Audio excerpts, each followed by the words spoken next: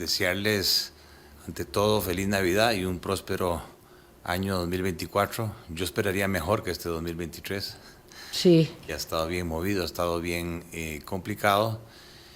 Y sí, como miembro que fui del sistema financiero, pues yo he estado impactado por todo lo que ha estado sucediendo, de lo cual podemos ampliar un poco más, especialmente porque el sistema financiero se construye con base en cimientos de estabilidad, de confianza, de certidumbre. No de sobresaltos. No de sobresaltos y de credibilidad.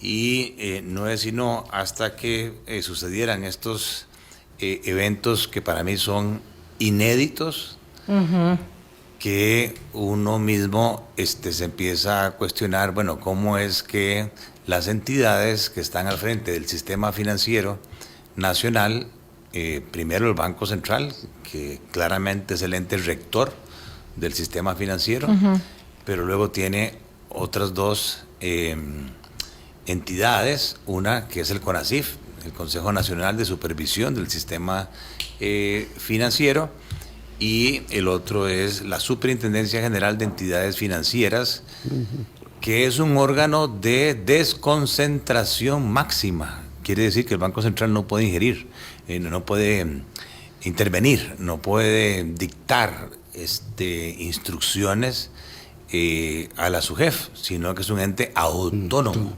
independiente, que de acuerdo con la ley orgánica del Banco Central, la SUGEF tiene una función fundamental, que es supervisar, fiscalizar a los diferentes intermediarios financieros. Y ahora tal vez conforme vayamos avanzando, es que nuestro sistema financiero se ha visto sumamente complejo, ha evolucionado montones. Yo todavía escucho incluso a algunos diputados hablar del sistema bancario nacional. Claro, eso era los bancos del Estado y los bancos privados. Pero hoy hay mucho más intermediarios financieros que captan recursos del público, le prestan al público, y la dimensión del sistema financiero es una que a cualquiera asustaría, porque maneja activos que superan los 70,000 millones de dólares. Activos son todas las inversiones, el crédito, los títulos valores, los edificios, las sucursales, que están en el sistema financiero, y de eso 11,000 millones es lo que le pertenece a los dueños de las entidades financieras, y el resto son obligaciones que tiene el sistema financiero con terceros llamados acreedores, especialmente los depositantes, nosotros, los depositantes en cuentas corrientes, cuentas de ahorro, certificados, que tienen más de 50,000 millones de dólares depositados en el sistema financiero, y por lo tanto lo que menos necesitan es estrés, lo que menos necesitan es incertidumbre. Sí, dicen que no hay nada más nervioso que un dólar, pero los colones también se ponen nerviosos. Vamos a hacer una cosa, vamos a separar, de acuerdo con esta elaboración argumental que nos hace don Gerardo Corrales de inicio. Vamos a separar las dos dimisiones, los dos asuntos, ¿verdad? No vamos a hablar en general de ambos. Vamos a hablar primero del tema de CONACYF, tema SUGEF, tema Banco Central, y luego hablamos del tema de la renuncia de don Bernardo Alfaro a la gerencia general del Banco Nacional de Costa Rica, porque si no se nos puede hacer, ¿verdad?, ahí un omelet. Don Alberto Den Celedón, una persona de incuestionable solvencia y de esas que lleva la tranquilidad al sector, ¿verdad? Era como el querido y recordado don Guti, ¿verdad? Si uno habla de la estabilidad del sistema financiero, entonces refiere a don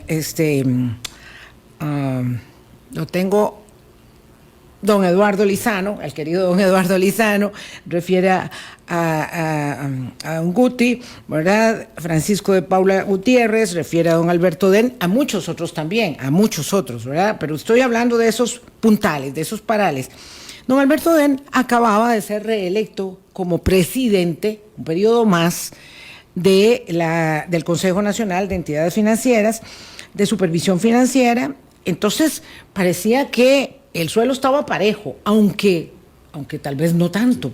Aunque las tensiones estaban ahí por Y que debajo. las tensiones estaban ahí. Fue reelecto justo en el medio de esta polémica que este año ha sido tan determinante entre su jefe y el Banco Central. ¿Qué le dice a usted esta intempestiva renuncia de don Alberto Den cuando estaba también afincado en su cargo?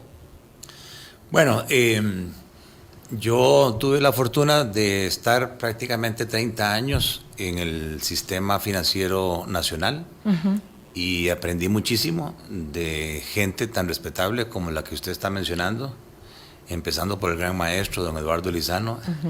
Yo me acuerdo que cuando llegábamos a las reuniones al Banco Central, porque él nos invitaba mensualmente, don Eduardo nos invitaba a todos los gerentes de los bancos. Era un viejo zorro, es un viejo zorro. Es un señor. Porque preguntaba, extraía información, pero no nos decía nada. Ustedes no se habían enterado de cuánto habían confesado. Solo se tomaban el café. Y yo me acuerdo cuando ingresaba a la oficina de él, que le decía: hola, don Eduardo, ¿cómo está usted? Y la respuesta típica de don Eduardo era: depende de lo que usted me diga. Así es. Si ustedes están bien, yo como Banco Central voy a estar bien.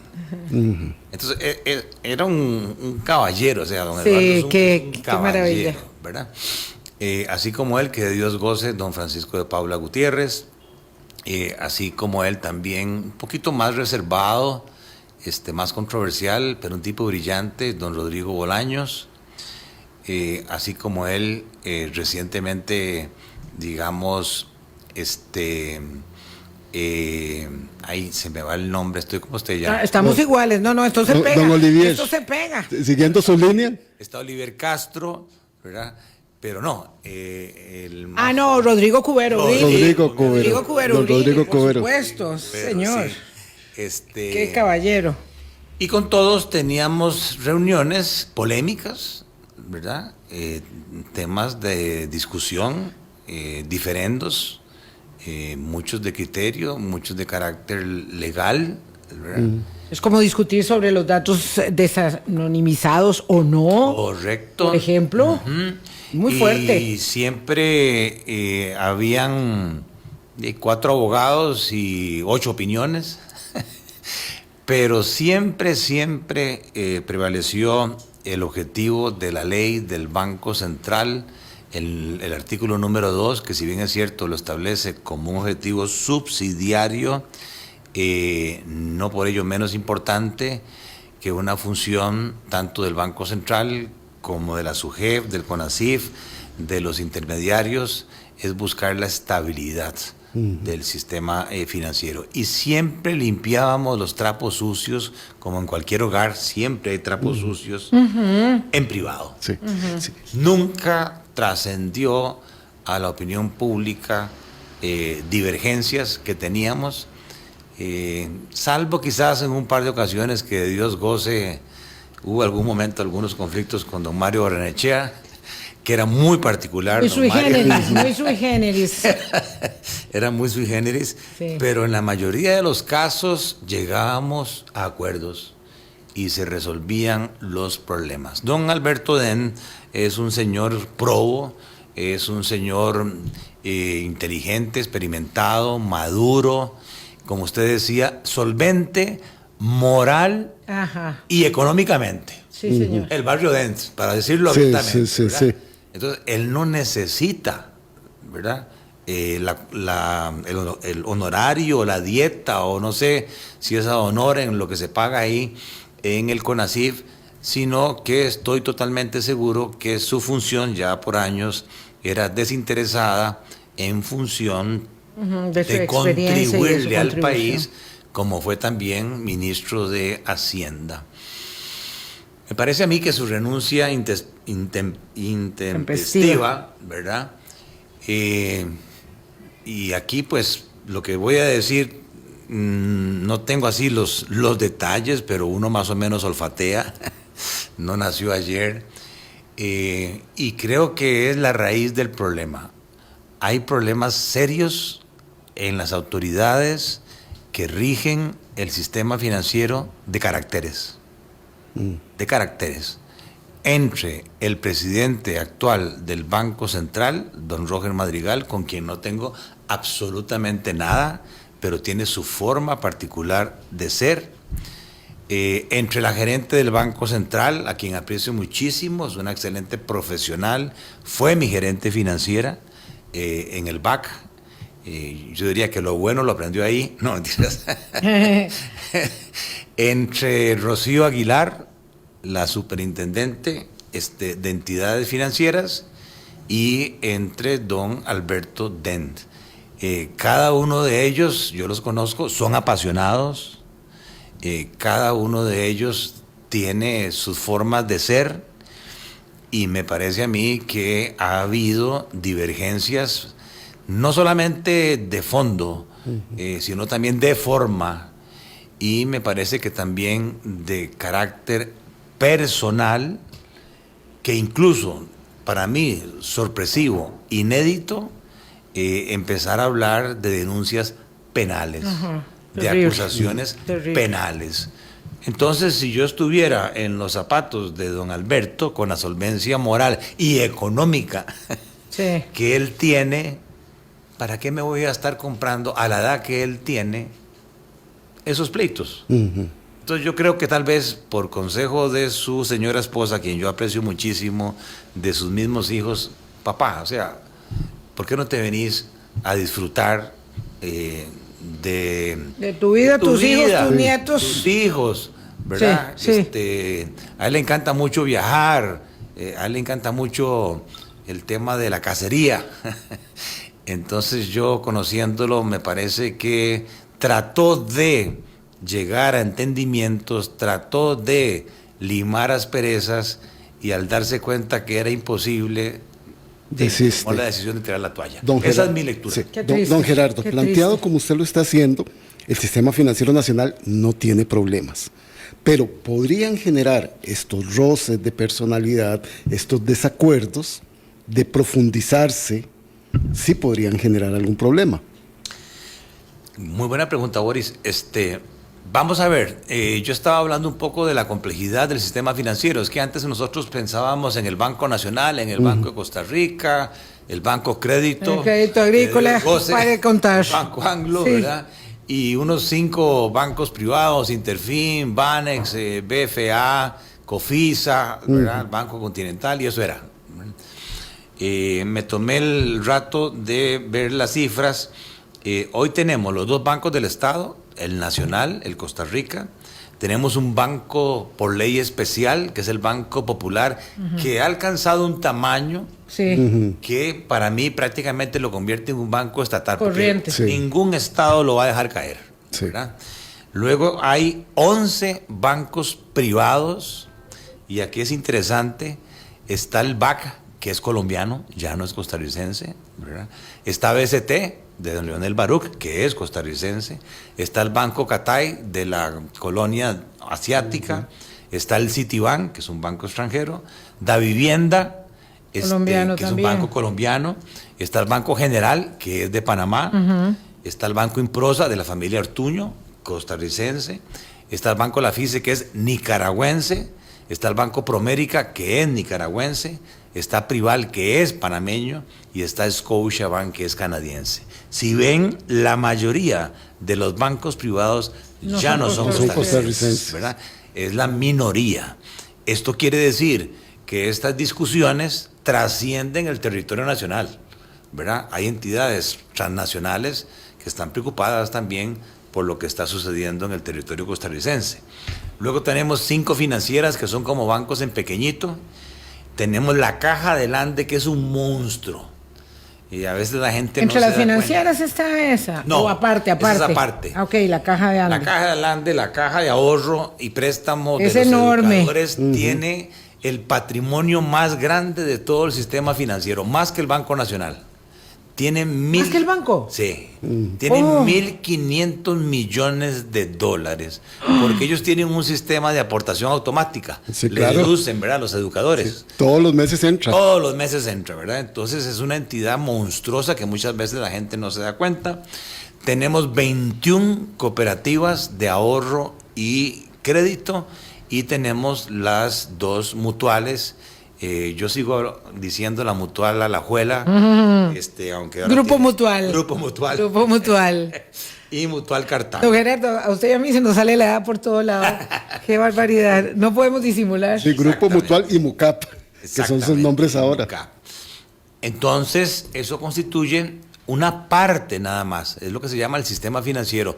Son todos aquellos que realizan intermediación financiera, que captan recursos del público, las familias, las empresas, por cuenta y riesgo propios de la entidad, para colocarlos según su criterio habitualmente en inversiones o en crédito. Esas decisiones las toman los bancos, los intermediarios financieros.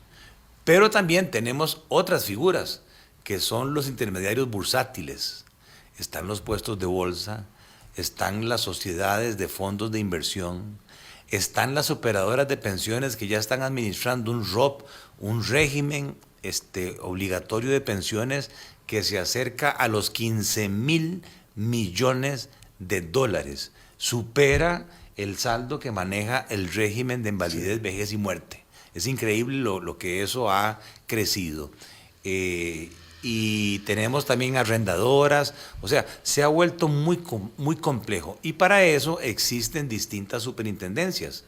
La superintendencia de pensiones, la de valores, se me olvidaba el tema de los seguros, las compañías de seguros, ¿verdad? Y el tema de SUGEF. Pero ustedes ven que el tema de pensiones, el tema de SUGEVAL, salvo el lunar ahí de Aldesa que está por resolverse, el tema de seguros no sale mucho a la palestra. Pareciera ser, mucha estabilidad. Pareciera ser que el problema, los conflictos están entre el Banco Central, el CONACYF, y la SUGEF. Y yo le agregaría la Asociación Bancaria Costarricense, que reúne a la mayoría de los intermediarios financieros. Tenemos una zona de dolor. Este primer acercamiento tan didáctico que nos hace don Gerardo Corrales nos permite dimensionar la complejidad y la delicadeza respecto de cómo se mueven los hilos. Y cuando venimos de la pausa vamos a seguir conversando sobre esta intempestiva renuncia de don Alberto Den, que argumenta, por supuesto, motivos personales y que se produce claramente sin que estuviese establecido en la línea de salida de la conclusión de su mandato, porque acababa de ser reelecto 2 meses más o menos, como presidente del Consejo Nacional de Supervisión del Sistema Financiero. Vamos a una pausa y regresamos. 5 de la mañana ha establecido don Gerardo Corrales con mucha claridad, muy didácticamente, esta circunstancia que refleja un problema de relaciones, de caracteres, dice él, entre el Banco Central, el presidente y la gerente, el presidente del Consejo Nacional de Supervisión del Sistema Financiero, don Alberto Den, y la superintendente de entidades financieras, doña Rocío Aguilar. Doña Rocío Aguilar, don Alberto Den, por cierto, personas que no se dejan mover con un ventolero que pasa por ahí al frente, que son una garantía de la estabilidad de este sistema.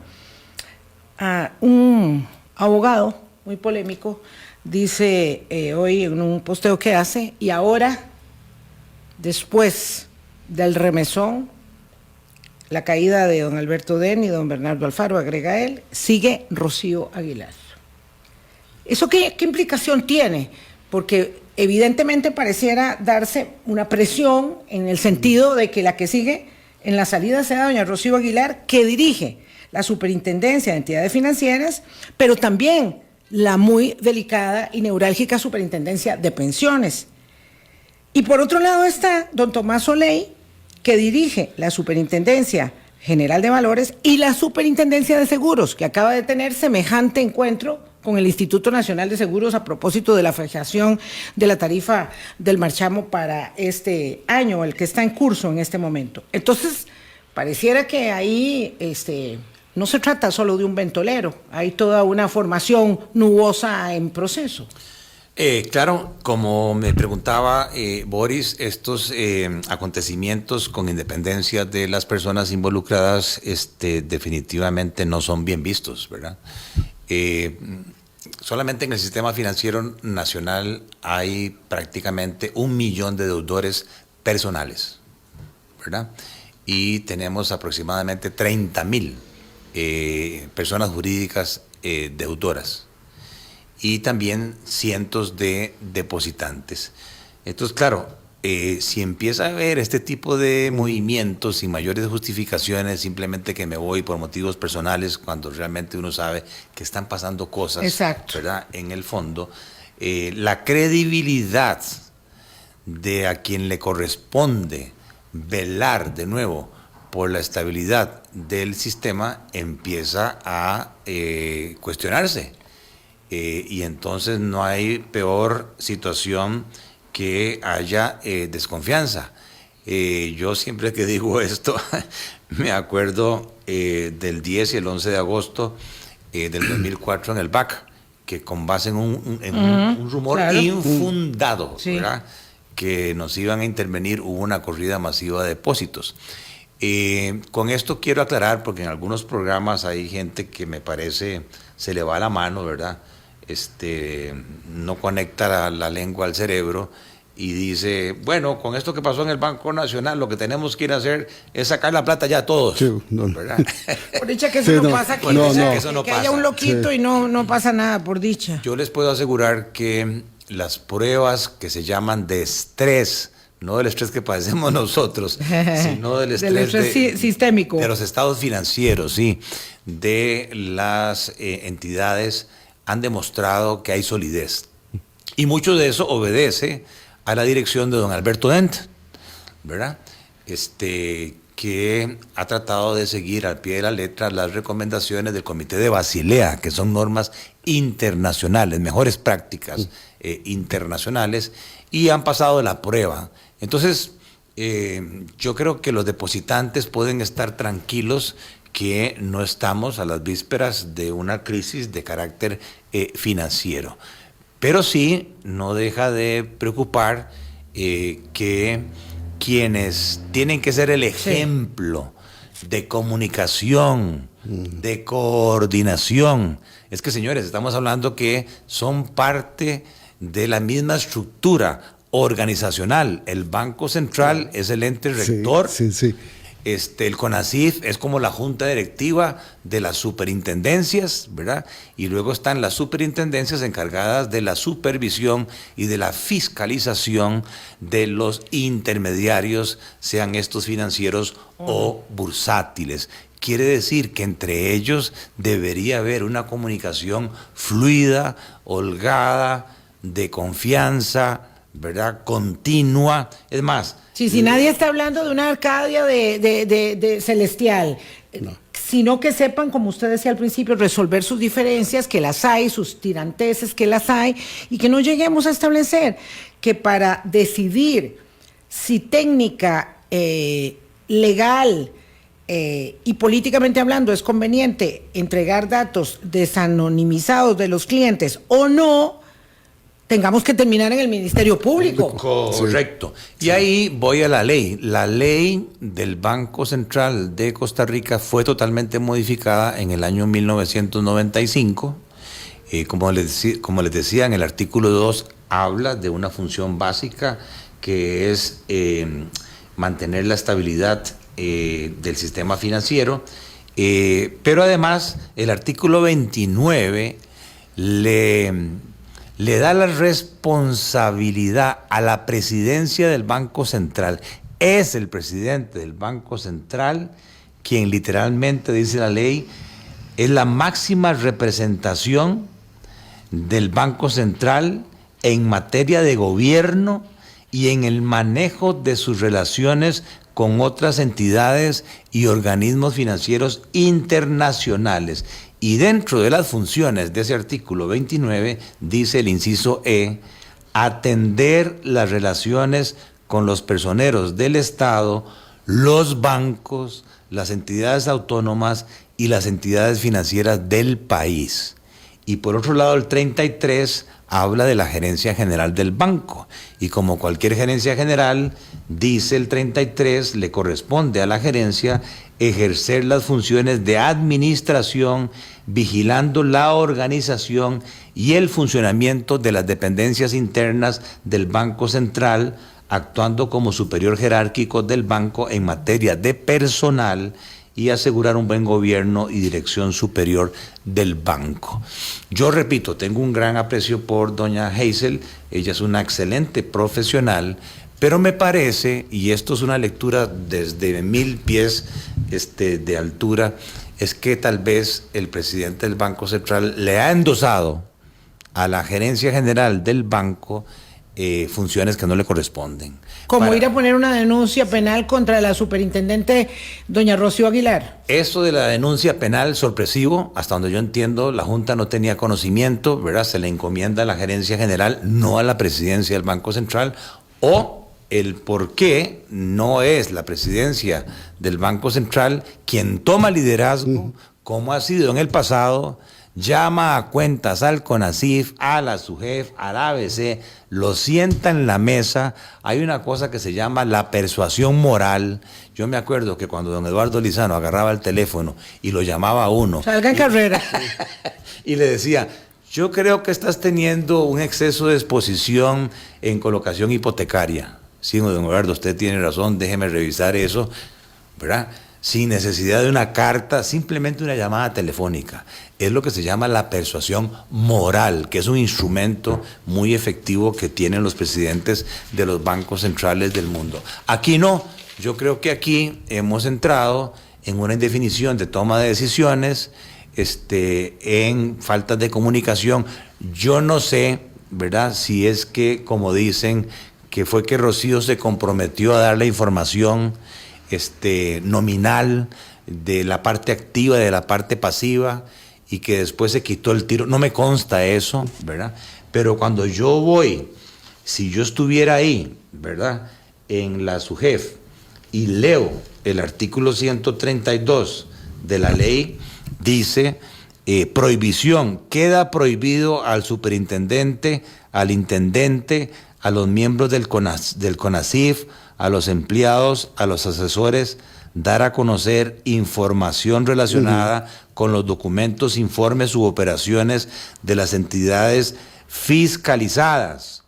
La pena de quien viole este artículo será de 4 a 6 años de prisión cuando se trate de información de las entidades o empresas supervisadas por la superintendencia del sistema financiero o de los clientes de dichas entidades o empresas cuando tal información esté protegida por el secreto, la confidencialidad o la prohibición de divulgación. Don Gerardo, la ley está sumamente clara, pero el problema está allí en la propia arquitectura institucional del sistema financiero. No. ¿Cómo vamos a resolver o cómo prevé usted que se resuelva? Aquí pareciera que se quisiera tener control desde el Banco Central, de un control mucho mayor de las entidades que supervisan.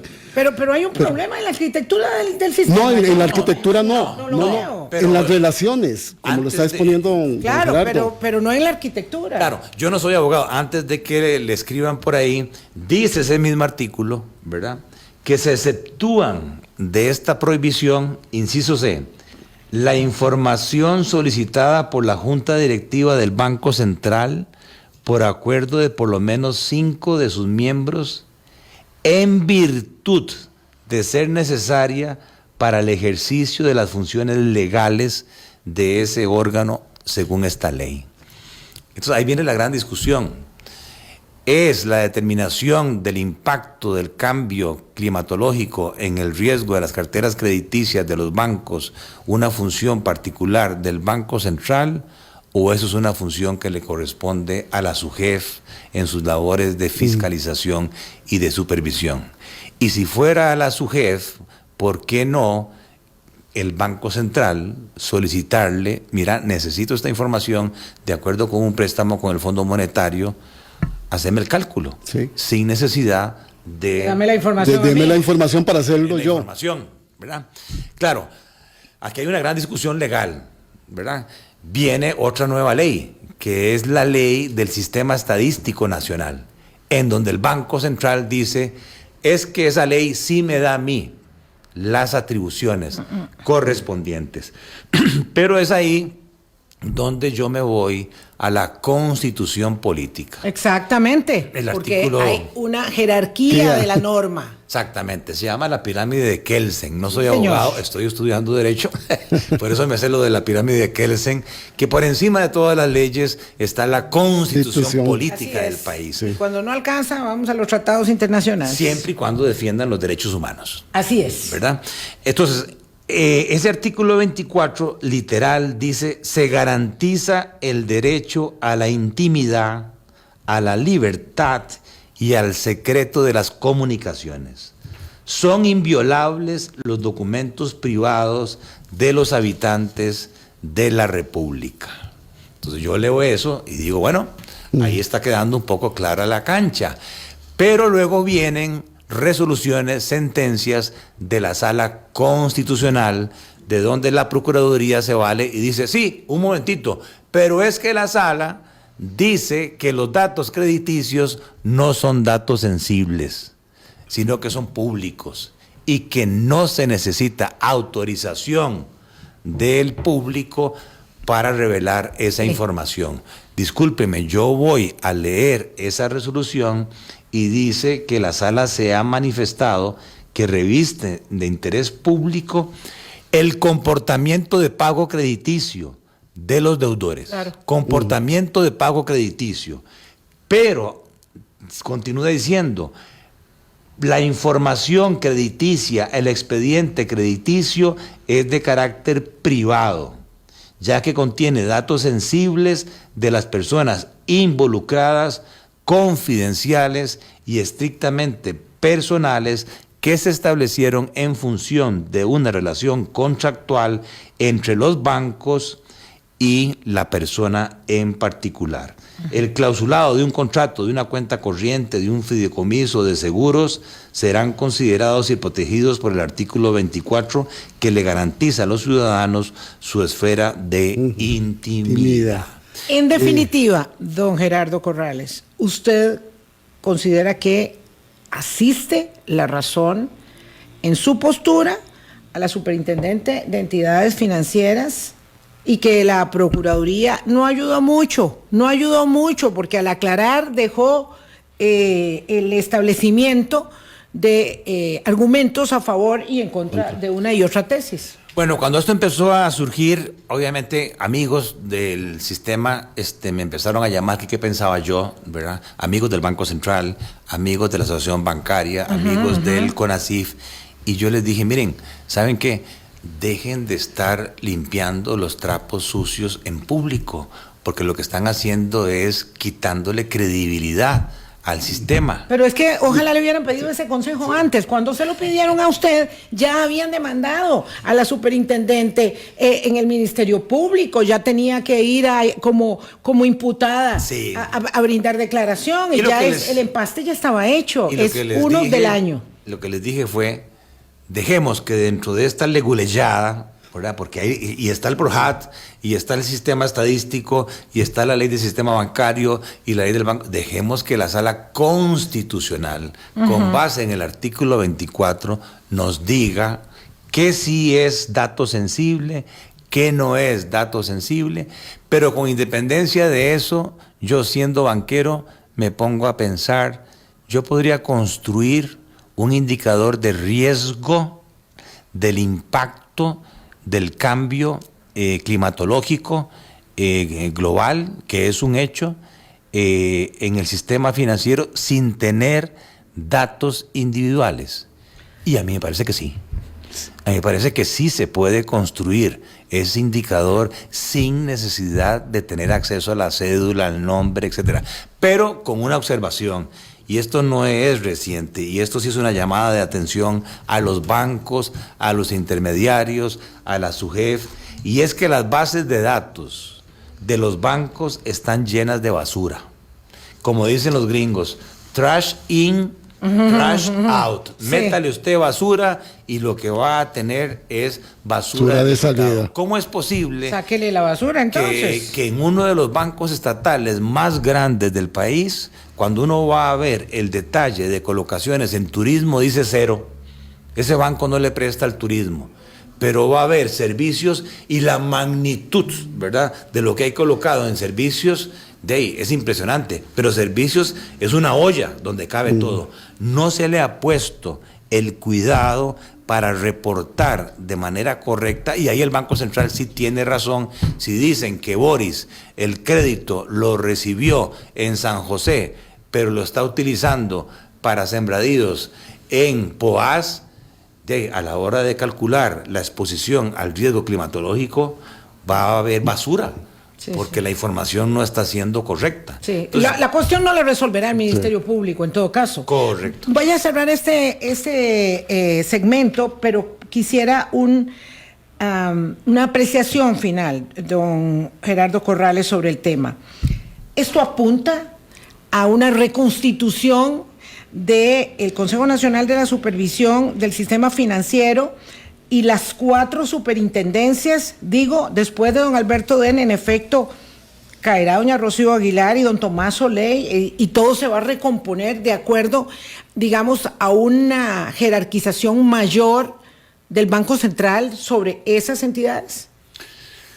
No sabría, pero sí yo quisiera imaginarme que las personas que vengan tengan las mismas cualidades y si no mayores de los que se están yendo, porque mucho de la credibilidad de estos entes depende de la independencia, depende del profesionalismo, depende del criterio propio. Depende de tener carácter para enfrentársele a quien quiera que sea, para decir, en este territorio el lobo que manda soy yo, soy una entidad técnica, científica, y estoy ajeno a cualquier tipo de influencias, que fue lamentablemente la historia que tuvimos hace 30, 40 años, cuando habían piñatas porque los políticos metían la mano dentro de los bancos estatales. ¿Y tendrá claridad las autoridades del Banco Central, don Gerardo, muy rápido, de esto para los nuevos nombramientos? Bueno, es una excelente pregunta. Conozco algunos de los directores del Banco Central, diría que algunos sí, en otros no los conozco, tengo temor. Por ejemplo, uno de los grandes temas en el mundo es la independencia del Banco Central, ¿verdad? Del gobierno, ¿verdad? Claro. Entonces yo no entiendo qué hace el presidente del Banco Central metiéndose en un consejo económico, creo que lo llaman ampliado, del Poder Ejecutivo. ¿Qué tiene que estar haciendo el presidente del Banco Central en eso? O sea, el Banco Central tiene que ser totalmente independiente. Y eso es una tesis que... Y eso es muy reciente. Claro, cuando firmamos con la OCDE hubo cambios fundamentales para asegurarnos de que el ministro de Hacienda que se sienta en la junta directiva del Banco Central tenga derecho a voz, pero no a voto. Incluso creo que ya no está dentro de la junta directiva. Ya pasó ese transitorio, sí. Para garantizar la independencia. ¿Por qué?